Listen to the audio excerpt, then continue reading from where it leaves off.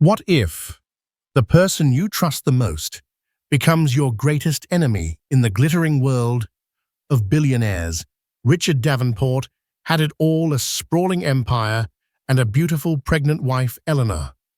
But one fateful night, fueled by arrogance and champagne, he publicly humiliated her in front of their elite friends. He thought it was just a cruel joke. He was wrong. By sunrise, his multi-billion-dollar company was in freefall, his life's work turning to dust. This isn't a story about a market crash. It's a story of calculated revenge from the last person he ever expected. The name Richard Davenport was synonymous with power in the concrete canyons of New York City. His company, Davenport Innovations, was a titan of the tech industry. Its logo, a sleek silver falcon that seemed to be permanently soaring on the stock market charts. Richard, at 42, was the king of this kingdom, a man whose ambition was as tall as the skyscrapers that housed his empire. He was sharp, ruthless in the boardroom, and possessed a charm that could disarm even his most ardent competitors. He had built his fortune from the ground up, a narrative he was immensely proud of, and one that he felt entitled him to the world and everything in it. His greatest acquisition, as he sometimes crassly referred to her in his more private, unguarded moments, was his wife, Eleanor. At 30, she was 12 years his junior, a woman of quiet elegance and startling beauty. They had met at a charity gala, where she was working as an event coordinator. He had been captivated by her grace, a stark contrast to the grasping, overtly ambitious women who typically vied for his attention. Eleanor was different. She had an art history degree from a prestigious university and a serene, almost enigmatic quality. She seemed unimpressed by his wealth, which naturally made him want her more. Their courtship was a whirlwind of extravagant dates, private jets to Paris for dinner, and showers of gifts that would make a princess blush. Within a year, they were married in a lavish ceremony at a historic Newport mansion, a society event that graced the covers of magazines. To the outside world, they were the perfect couple, the self-made billionaire and his beautiful, adoring wife. But the reality of their marriage, lived out within the sterile, minimalist expanse of their penthouse apartment overlooking Central Park, was far more complex. Richard loved Eleanor, but he loved her as a possession, a beautiful ornament that reflected his success. He admired her elegance at corporate dinners and the way she managed their household with effortless perfection, but he rarely sought her opinion on anything of substance. Their conversations were often one-sided, dominated by his triumphs, his deals, his problems. He never thought to ask about her day, her thoughts, her dreams. He assumed her dream was him. Eleanor, for her part, had loved the man she thought Richard was, the charming, driven man who had pursued her with such single-minded focus. But she soon discovered that the focus was a temporary trait reserved for acquisitions. Once she was his wife, his attention moved on to the next deal, the next conquest. She found herself living in a gilded cage, surrounded by breathtaking beauty, but aching with a profound loneliness. She managed his homes, his social calendar, and his public image, all with a quiet competence that he took for granted. She was the perfect CEO of the Davenport household, a role for which she received no salary and even less recognition. Now Eleanor was 7 months pregnant with their first child, a son. The pregnancy had been her idea, a hope that a child might bridge the emotional chasm that had opened between them. Richard had been pleased with the news, primarily with the idea of a male heir to carry on the Davenport name.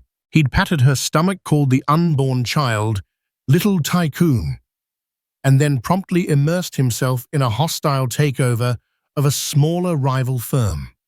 The pregnancy had been difficult for Eleanor. Severe morning sickness in the first trimester had given way to persistent fatigue and a host of other uncomfortable symptoms in the third. She had gained a significant amount of weight, her once slender frame now rounded and swollen. Her ankles were perpetually puffy, and she moved with a slow, deliberate waddle that she found deeply unflattering. Richard, who prized perfection and physical beauty above all else, had become subtly, and sometimes not so subtly, critical. "Are you sure you should be eating that? I'll think of the baby and getting back into your dresses," he'd comment, gesturing at a piece of cake at a restaurant. Or, "You look tired. You should really make more of an effort when we have guests." Each comment was a small cut, a paper-thin slice against her already fragile self-esteem.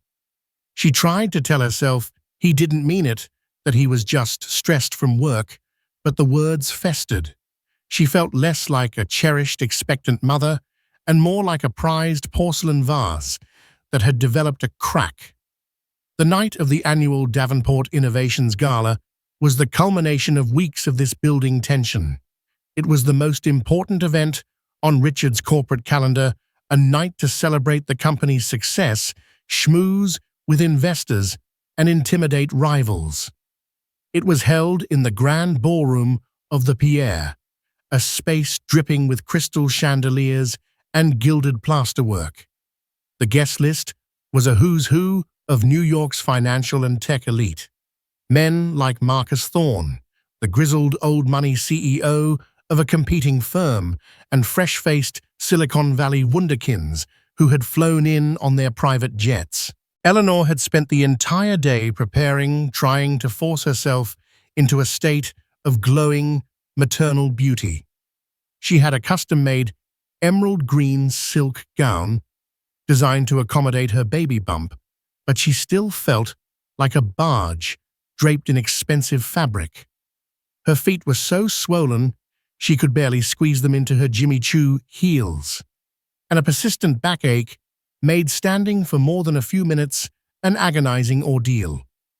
When Richard came home to get ready, he found her staring at her reflection in the full-length mirror, a look of despair on her face. "For God's sake, Eleanor, what's with the long face?" he said, loosening his tie. "You have one job tonight. Smile and look beautiful. Can you manage that?" Tears pricked at her eyes. "I feel awful, Richard. I'm exhausted and my back is killing me. I don't feel beautiful." He sighed, a sound of pure exasperation. "It's a party, not a marathon. You'll be sitting most of the time. Just put on the dress and the $1,000,000 necklace I bought you, and you'll be fine. Everyone knows you're pregnant. They're not expecting a supermodel." The backhanded compliment landed like a slap. They're not expecting a supermodel. He was saying she didn't look like one, that she had let herself go. She swallowed the lump in her throat and turned back to the mirror, her reflection a stranger she no longer recognized. She wasn't just Eleanor anymore. She was Richard Davenport's pregnant wife, a walking symbol of his virility and dynastic ambitions. And tonight, she felt her role was to be a performing seal, clapping and balancing a ball on her nose for his powerful friends. As she painstakingly applied her makeup, trying to contour away the puffiness in her face, a quiet, cold resolve began to form in the pit of her stomach. It was a feeling she hadn't allowed herself to acknowledge for a long time, a dangerous ember of anger that she had diligently smothered with excuses and hope. But tonight, the fuel of his casual cruelty was making it glow. She finished her preparations in silence, the woman in the mirror looking back at her with a new, unsettling hardness in her eyes. The cage was no longer just gilded. It was beginning to feel like a trap. and Eleanor was starting to wonder what it would take to break the lock. The ballroom was a sea of glittering diamonds and tailored tuxedos.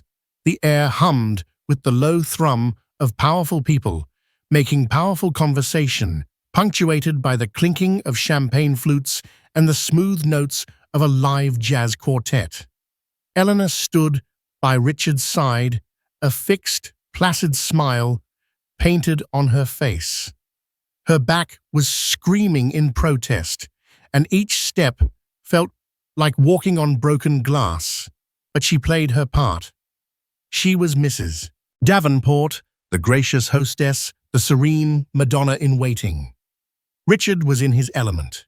He moved through the crowd with the easy confidence of a predator, shaking hands, clapping backs, and making jokes that were only funny because he was the one telling them. He held his champagne flute like a scepter, taking frequent deep sips. Eleanor, holding a glass of sparkling water with a lemon twist, watched him, a silent observer. She saw the way his eyes glazed over when someone of lesser importance tried to engage him, the subtle dismissive flick of his gaze as he scanned the room for a more valuable contact. They were standing in a circle, with a few of Richard's key board members and Marcus Thorne, the CEO of rival company Thorne Dynamics. Marcus was old school, a man who had inherited his wealth but had tripled it with shrewd, if ruthless, business acumen. He and Richard shared a relationship built on a foundation of mutual professional loathing, masked by a thin veneer of social civility. "Richard, my boy, congratulations," Marcus said, his voice a gravelly rumble. He gestured towards Eleanor's stomach with his cigar. "Building the empire in more ways than one, I see. Eleanor, you are absolutely glowing." Eleanor gave him a genuine, if tired, smile. "Thank you, Marcus. We're very excited." Richard laughed, a loud, booming sound that was a little too sharp, a little too fueled by alcohol. "Glowing, she's swallowed a planet. I keep telling her if she gets any bigger, she'll have her own gravitational pull. We'll have to start tethering the furniture down." A few nervous titters went through the group. Marcus Thorne raised a silver eyebrow, his expression unreadable. Eleanor's smile faltered. The joke landed like a lead weight in her stomach, heavy and sick. She tried to catch Richard's eye, to give him a look that said, "Stop, please." But he wasn't looking at her, he was playing to his audience. "No, but seriously," Richard continued, leaning in, conspiratorially, his voice dropping to a stage whisper that was perfectly audible to everyone in a 10-foot radius. "The doctor says it's all water retention. I think she's been secretly hydrating with water from the Hudson. It's the only explanation for the sheer scale of it all." The laughter this time was more pronounced, a mix of sycophantic agreement from his board members and genuine amusement from others who enjoyed seeing the high and mighty Davenport take a jab at his own. They saw it as charming self-deprecation, a man comfortable enough in his own skin to poke fun at his pregnant wife. Eleanor felt a hot flush of shame creep up her neck. Her face was burning. She felt the eyes of everyone in the circle on her, not as Eleanor, but as the butt of Richard's joke. The planet he was talking about. The scale of her. She could feel her custom-made gown suddenly tightening the silk, no longer feeling luxurious, but suffocating. She wanted to disappear. She wanted the marble floor to swallow her whole. And the cravings. Richard barreled on, clearly on a roll. He was enjoying the spotlight, the laughter, a drug more potent than the champagne. Last week, it was pickles dipped in ice cream. This week, she's moved on to charcoal briquettes with a side of ketchup. I came home the other day, and she was eyeing the dog's chew toy with a look of genuine hunger. I had to wrestle it away from her. I swear this kid is going to come out with a grill mark on his forehead. The image was so absurd, so grotesque that the circle erupted in full-throated laughter. Even Marcus Thorne let out a dry chuckle, shaking his head. In that moment, Eleanor felt a profound and terrifying sense of detachment. It was as if she was floating above her own body, watching this scene unfold. Watching this man she had married, the father of her unborn child, systematically dismantle her dignity in front of his peers for the sake of a cheap laugh. He wasn't just mocking her, he was painting her as a ridiculous, hormonal, out-of-control caricature. She looked at him, really looked at him. At the flush on his cheeks, the glint in his eyes, the smug curl of his lip. And she didn't see her husband. She saw a stranger, a cruel, arrogant man who saw her pain as a source of entertainment. The ember of anger that had been glowing in her stomach ignited. It wasn't a hot, flashing rage. It was a cold, white-hot fire, the kind that doesn't scream and shout, but burns with a quiet, terrifying intensity, the kind that forges steel. With a composure that she didn't know she possessed, she placed a hand on Richard's arm. "Darling," she said, her voice soft but clear, cutting through the lingering laughter. "I'm feeling a little unwell. I think I need to sit down." Richard, still basking in the glow of his performance, barely glanced at her. Of course. Go find a seat. Don't wander off too far. We have to make our speech in an hour." He gave her a dismissive pat on the hand, already turning back to Marcus Thorne to continue their conversation, leaving her to retreat on her own. As Eleanor walked away, each step a measured, deliberate movement, she could feel the stares of the guests on her back. They weren't looks of sympathy, they were looks of pity, amusement, and perhaps, for the women in the room, a flicker of recognition. She didn't go to find a chair. She walked past the gilded tables, past the smiling waiters, and straight towards the grand arched exit of the ballroom. She didn't look back. In the quiet, marble-floored hallway, away from the noise and the prying eyes, she pulled out her phone. Her hands were trembling, but not from weakness. They were trembling with a newfound, terrible strength. She scrolled through her contacts, past the names of florists, caterers, and socialites, to a name that hadn't been called in a very, very long time. A name from a life that Richard Davenport knew nothing about.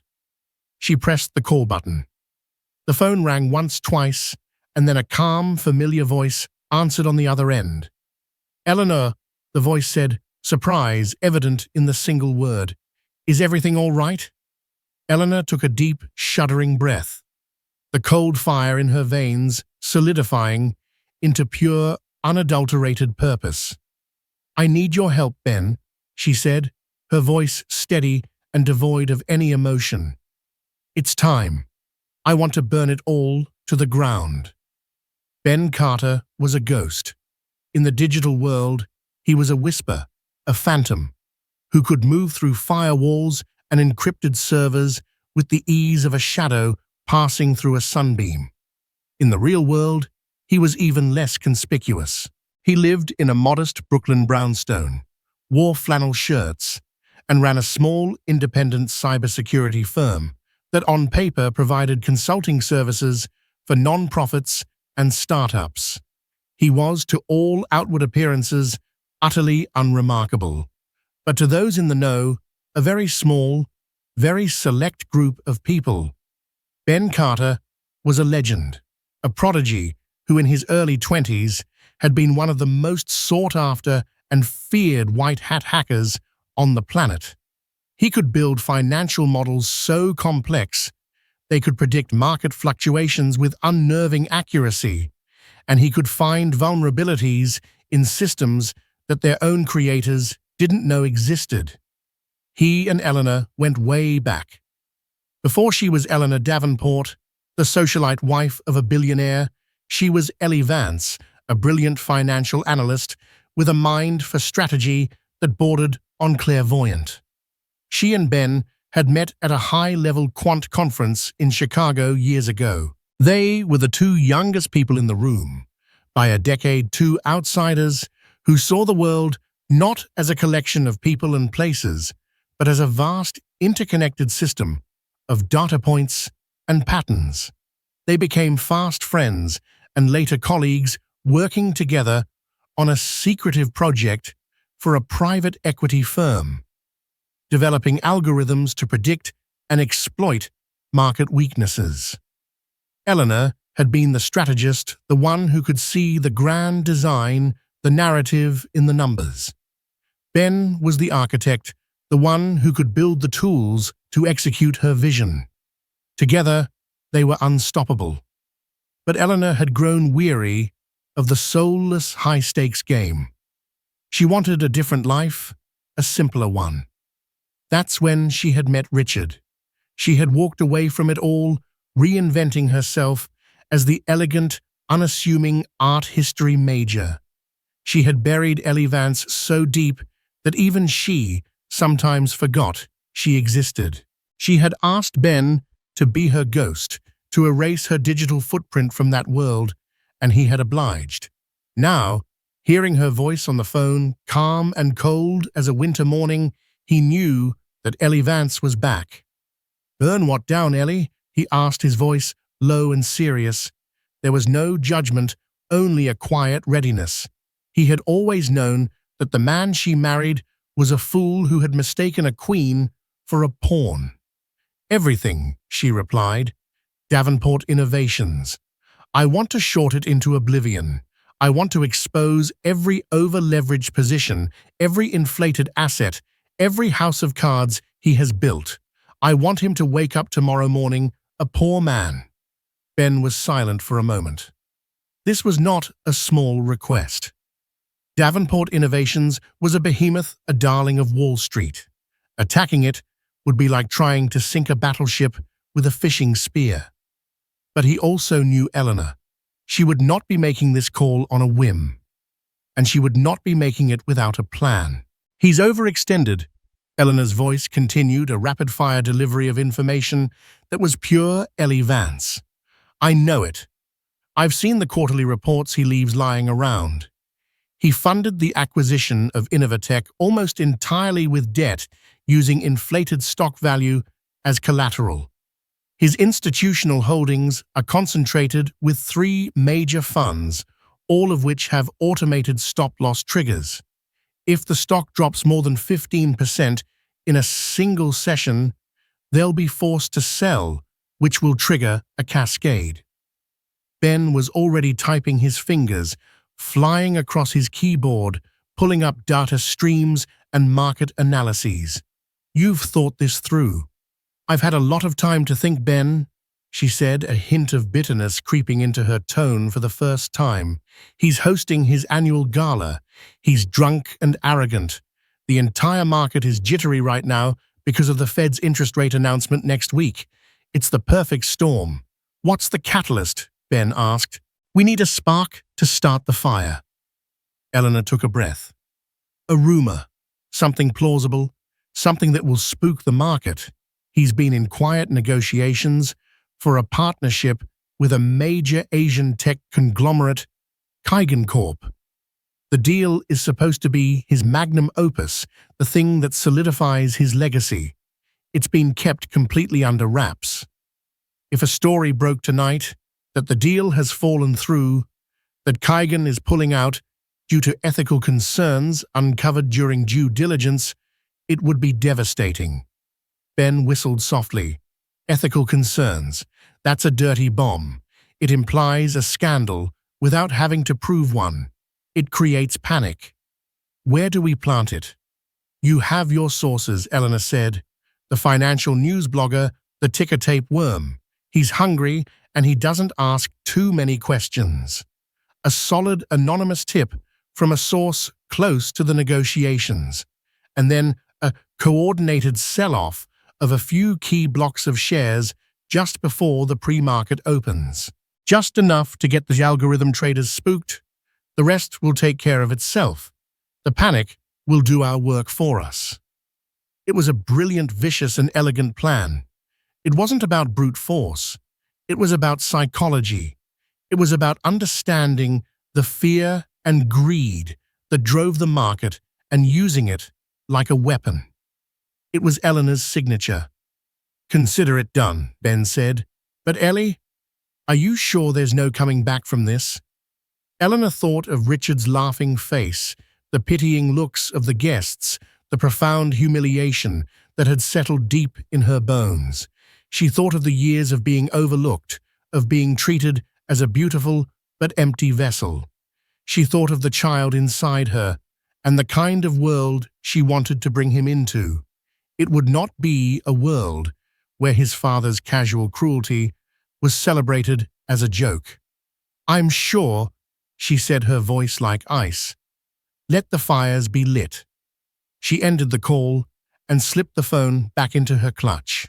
She took a moment to compose herself, smoothing down her green silk dress over the bump that Richard found so grotesque. She walked back into the ballroom, her head held high.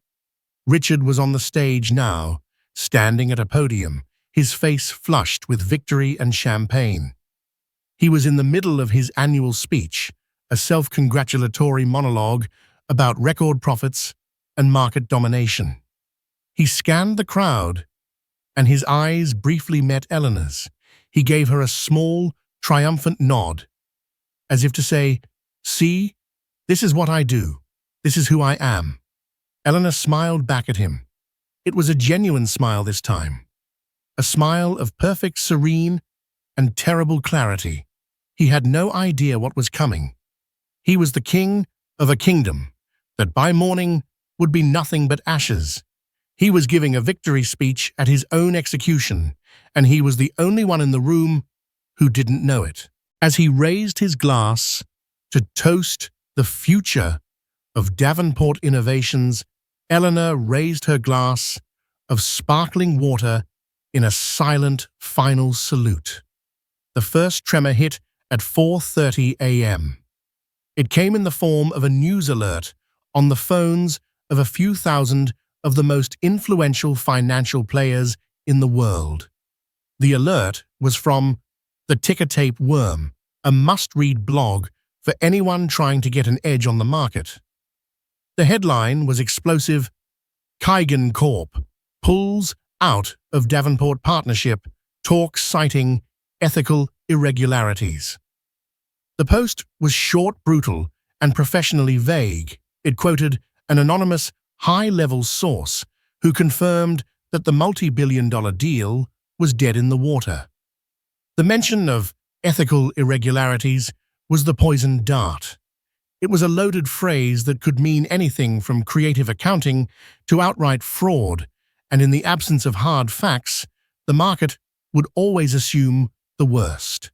By 5:00 a.m., the rumor was no longer a whisper. It was a roar. It was being discussed in frantic, hushed tones on pre-market trading floors in London and Frankfurt. By 6:00 a.m., it was the lead story on Bloomberg and CNBC's pre-market shows. Richard Davenport was asleep, dreaming the heavy, dreamless sleep of the drunk and the victorious. He was sprawled diagonally across their king-sized bed, snoring softly, oblivious to the digital wildfire that was consuming his company's reputation. Eleanor, however, was wide awake. She had been awake all night. She was sitting in a plush armchair in the corner of their bedroom, a laptop open on her knees. She wasn't watching the news. She was watching the numbers. She had a direct encrypted feed from Ben, a live look at the architecture of their attack. She watched as their carefully placed sell orders, small enough not to be immediately traced back to a single source, but large enough to trigger the algorithms, were executed in the pre-market session. She saw the first flicker of red on the screen, next to the Davenport Innovations ticker symbol DVI, 2%, then 4%. The automated trading programs designed to react to momentum and news sentiment began to sell. The algorithms weren't emotional. They didn't care that Richard Davenport had given a triumphant speech just hours before. They only cared about the data, a negative news story combined with downward price pressure. At 7 a.m., Richard's personal phone, lying on his bedside table, began to buzz incessantly. It was his CFO, David Chen. Richard groaned, swatting at the phone like it was an annoying fly. "What?" he grumbled into the receiver. "Richard, have you seen the news?" David's voice was tight with panic. "The Kigan deal. It's leaked, and it's bad. The stock is tanking in pre-market. We're down almost 12%. Richard sat bolt upright in bed, the fog of alcohol evaporating in a hot rush of adrenaline. "What the hell are you talking about, leaked? That's impossible. No one knew." "Someone knew," David said grimly, "and they're using it to slaughter us." Richard scrambled out of bed, grabbing his own laptop. As he pulled up the financial news sites, his face went pale. The headlines were everywhere. His picture was next to words like scandal, investigation, and collapse. "This is a lie," he hissed, his voice a mixture of rage and disbelief. "A complete fabrication. Get our PR team on this. Issue a denial, a strong one. Call Kigan. Get them to issue a joint statement." "I've tried," David said, his voice strained. "Kigan is on corporate lockdown. No one is taking our calls. Their official stance is no comment. It's making us look guilty as sin." Eleanor watched him from her chair, her expression neutral. She watched as the king of the world was reduced to a panicked, desperate man in silk pajamas. He was pacing the room now, barking orders into his phone, his voice getting louder and more frantic with each passing minute. "I don't care what it takes, liquidate some of our short-term assets. I want a buyback program. Announce it before the bell. We'll prop up the price ourselves," he yelled. Eleanor knew it was a futile gesture. A buyback program would be like trying to put out a forest fire with a garden hose. The sell-off was too big, too coordinated. The opening bell rang at 9:30 a.m. It sounded less like a start to the trading day and more like a death knell. The moment the market opened, a tidal wave of sell orders hit DVI. The 15% stop-loss trigger for the institutional funds was breached within the first 5 minutes. As Eleanor had predicted, their automated systems kicked in, dumping millions of shares onto the market. The cascade had begun. The stock price, which had closed at $250 per share the previous day, was now in freefall. $212, $198, $175. The numbers on Richard's screen were a torrent of red. Each downward tick was another nail in his coffin. He stood frozen, staring at the screen, his face a mask of horror. He had seen market downturns before, but this was different. This wasn't the market. This was an execution. "Who?" he whispered, his voice hoarse. "Who is doing this to me?" He looked around the room, his eyes wild and paranoid. They landed on Eleanor sitting calmly in her chair. "Did you know about this?" he demanded, his voice trembling with accusation. Eleanor looked up from her laptop, meeting his gaze without flinching. "I saw the news alerts this morning, just like you," she said, her voice even. "It's terrible." He stared at her, searching her face for any sign of deception. But he saw nothing. He saw only his quiet, unassuming, pregnant wife. The woman who organized his parties and worried about gaining weight. It was impossible. The thought was so absurd, he dismissed it as soon as it formed. She couldn't even balance her own checkbook, let alone orchestrate a multi-billion-dollar market takedown. He turned his attention back to the crisis, back to his phone, yelling at his traders, his lawyers, his PR people. He was a captain, trying to bail out a sinking ship, with his bare hands completely unaware that the person who had blown a hole in the hull was sitting right behind him. By noon, trading on Davenport Innovations had been halted twice due to volatility. The stock was down over 60%. Billions of dollars in market capitalization had been wiped out in the space of a few hours. Richard's personal fortune, which was almost entirely tied up in company stock, had evaporated. The Falcon was no longer soaring.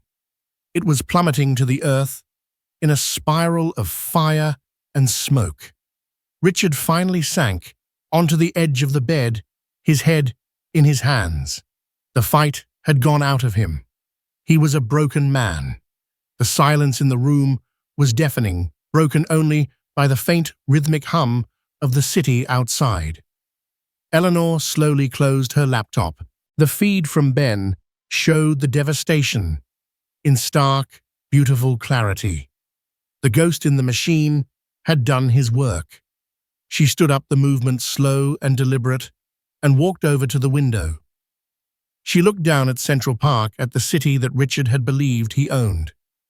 "I'm going to go and get some breakfast," she said softly, not looking at him. "The baby's hungry." She walked out of the bedroom, leaving Richard sitting amidst the ruins of his empire. He didn't even look up.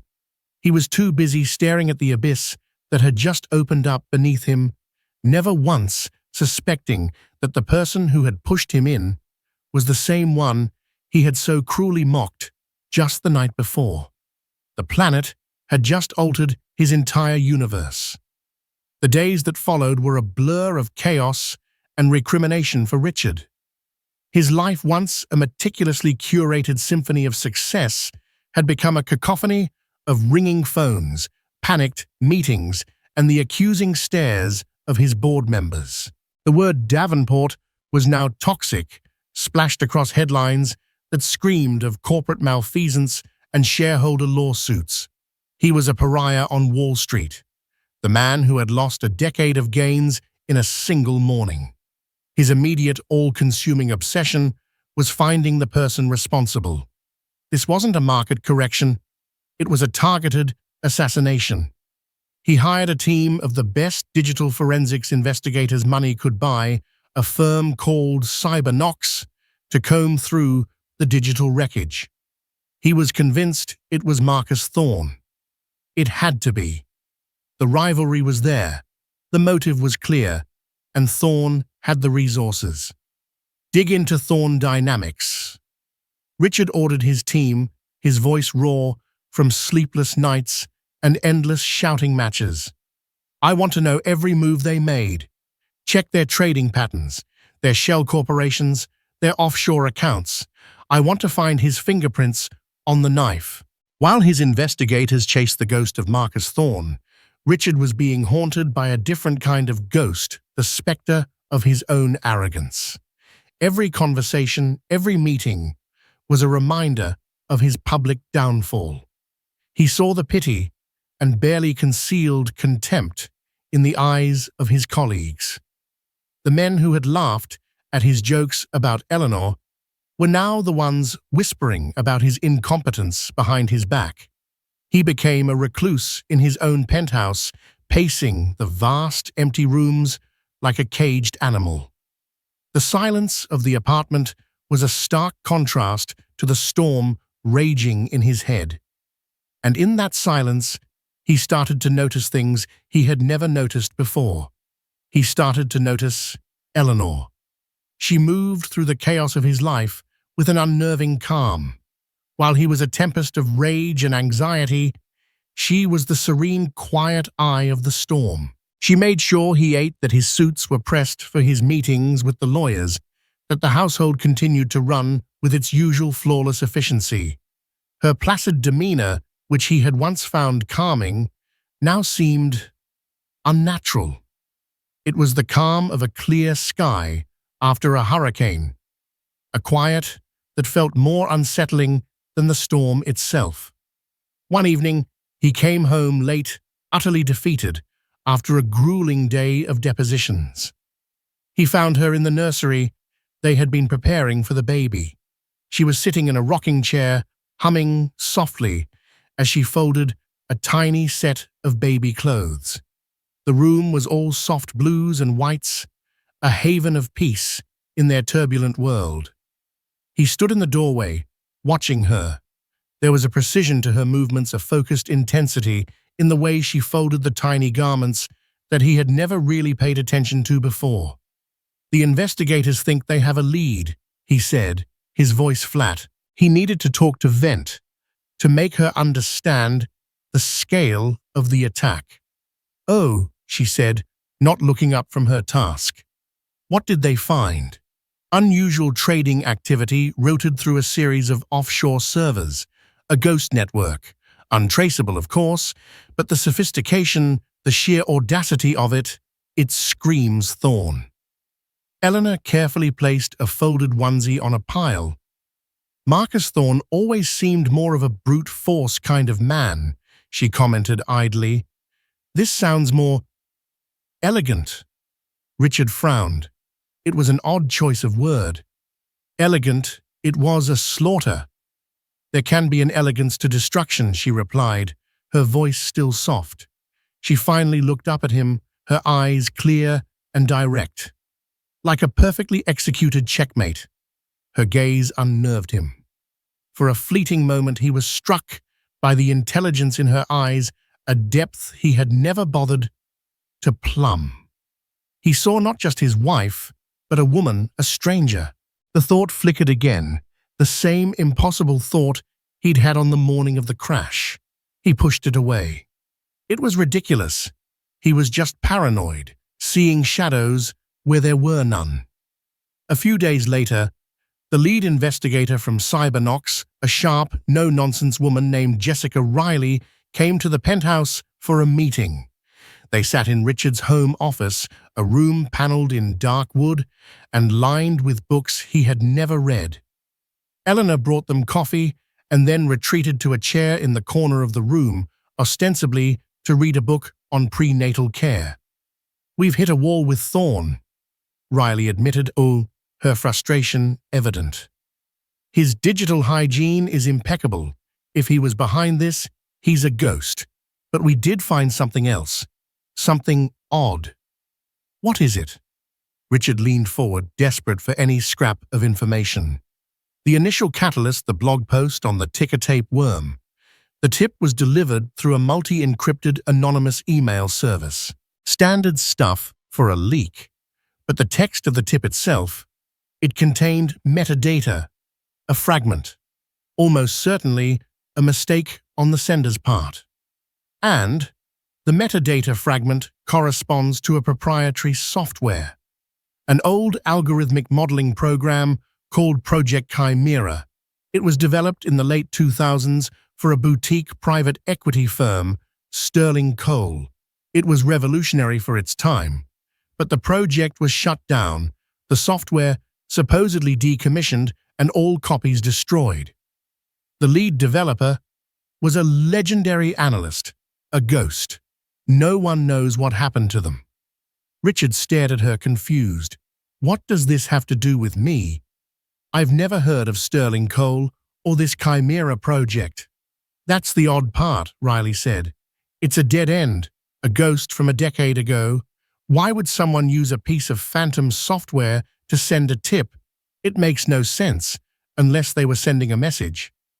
From the corner of the room, there was a soft, almost imperceptible sound. It was the sound of a book closing. Richard and Jessica Riley both turned. Eleanor was sitting in her chair, the prenatal care book resting in her lap. Her head was tilted slightly, a thoughtful, almost nostalgic expression on her face. "Project Chimera," she said softly, as if tasting the words. "I remember that. It was known for its elegance." Richard stared at her, his blood running cold. It was the same word she had used before. Elegance. A word that had seemed so out of place then, but now clicked into place with a terrifying, sickening precision. He looked at her, really looked at her, and the carefully constructed image of his wife, the beautiful, simple, placid Eleanor, shattered into a million pieces. He saw the serene smile, the calm eyes, the gentle posture, and for the first time, he didn't see a victim. He saw a queen on a chessboard, watching her opponent finally realize that he'd been in checkmate for the last 10 moves. The ghost from a decade ago. The ghost in the machine. The ghost was sitting in his living room, carrying his child. The hunt was over. The haunting had just begun. The world tilted on its axis. The solid ground beneath Richard's feet turned to quicksand. He stared at his wife, the woman he had slept next to for years, and saw a complete and utter stranger. The air in the room became thick, heavy, charged with unspoken truths. Jessica Riley, the investigator, looked from Richard's stunned face to Eleanor's calm one, a flicker of professional curiosity in her eyes. She knew she was on the precipice of something far more significant than a simple case of corporate espionage. "Eleanor," Richard said, his voice barely a whisper. He had to be wrong. He had to be losing his mind. "What do you know about Project Chimera?" Eleanor met his gaze. The mask was gone. The quiet, accommodating wife had vanished, and in her place was Ellie Vance, a woman of formidable intellect and icy resolve. "I know it was designed to identify and exploit systemic weaknesses in over-leveraged financial structures," she said, her voice cool and precise. "It could simulate market reactions to specific catalysts with a 98% accuracy rate. Its core principle was that any system, no matter how complex, can be brought down if you apply the right amount of pressure to its most vulnerable point." Jessica Riley's eyes widened. This was information that wasn't public. This was the kind of detail only someone on the inside would know. Richard felt a wave of nausea. You were at Sterling Cole." "I wasn't at Sterling Cole," Eleanor corrected him gently, a surgeon's precision in her words. "I was Project Chimera. I designed the core architecture. My partner, a man named Ben Carter, built the engine." Ben Carter. The name meant nothing to Richard.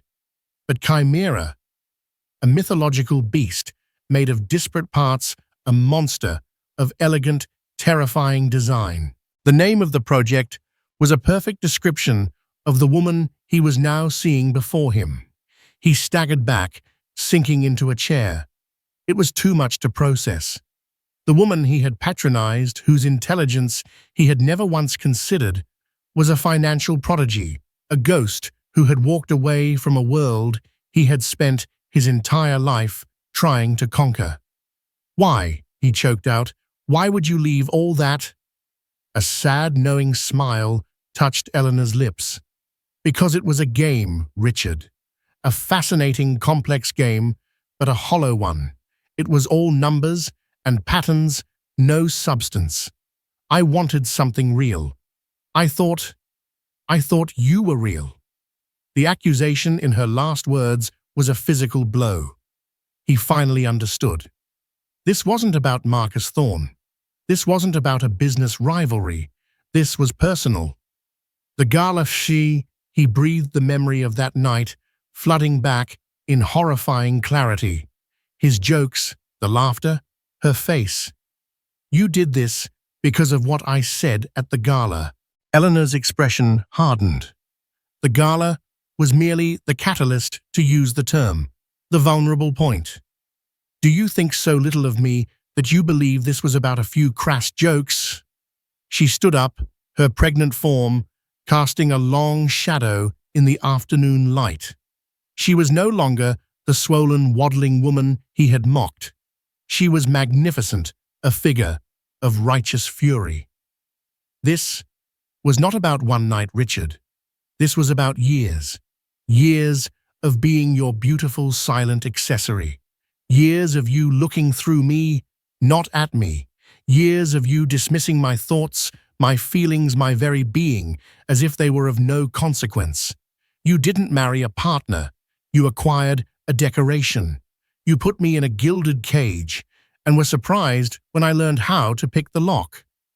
She walked over to his desk, her movements graceful and deliberate.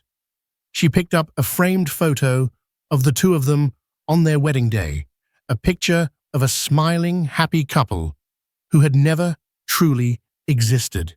You mocked my pregnancy, she continued, her voice trembling with a tightly controlled rage.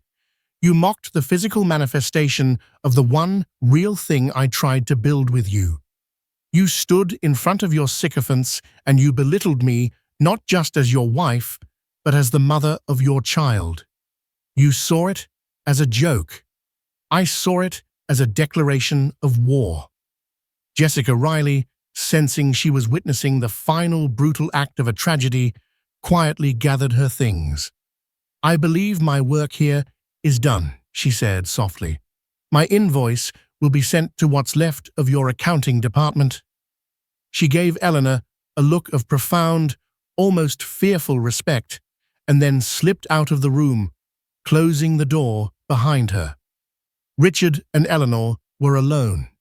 So you called your old friend Ben, Richard said, piecing it together. The architect. Ben is more than a friend, Eleanor said, setting the photo down with a soft click.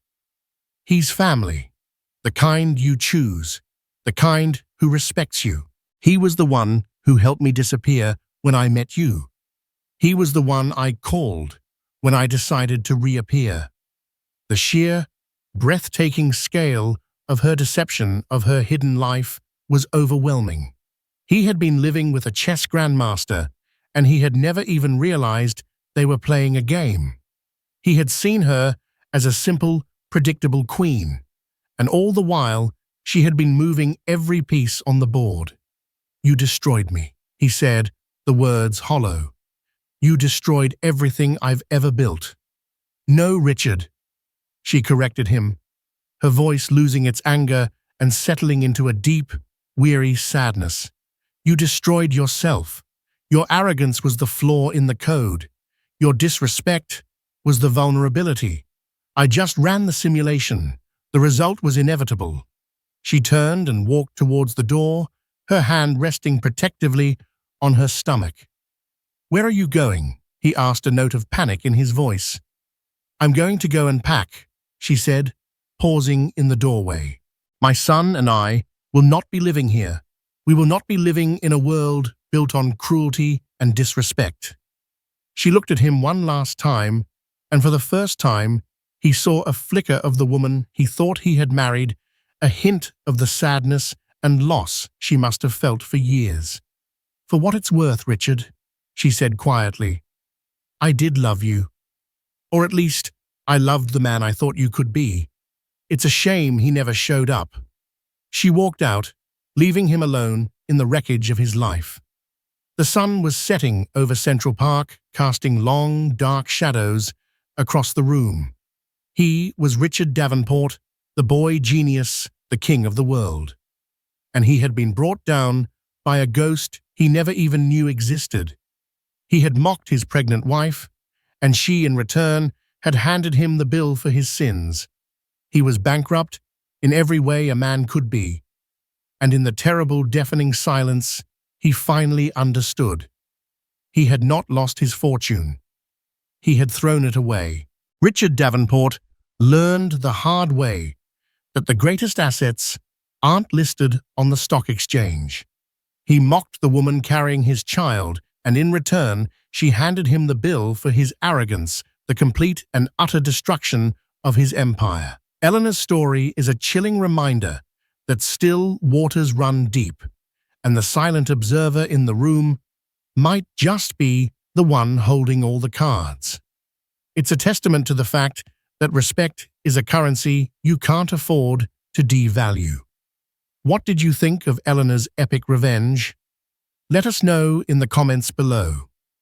If you love stories of intricate real-life drama and satisfying twists, Make sure to like this video, share it with someone who loves a good story, and subscribe to the channel for more content just like this. Don't miss what's coming next.